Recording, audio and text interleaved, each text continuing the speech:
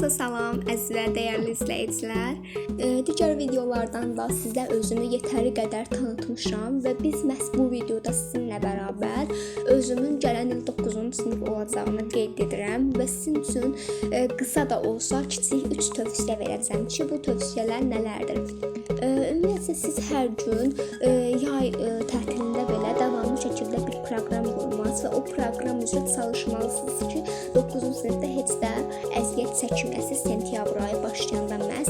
Bunun üçün də ümumiyyətlə insan sizə 3 məlumat verəcəm ki, bunlar sizə faydalı olacaq. Ümumiyyətlə insan beyni elə bir beyindir ki, ora məlumatları siz düzgün şəkildə rəflərə yerləşdirməlisiniz. Bunun üçün də əlbəttə öyrəndiklərinizi tam bir şəkildə öyrənib, onları testlər üzərində tətbiq edərək daha da möhkəmləndirəcəksiniz və bu sizin artıq stimulunuz da artıracaq bir o qədər.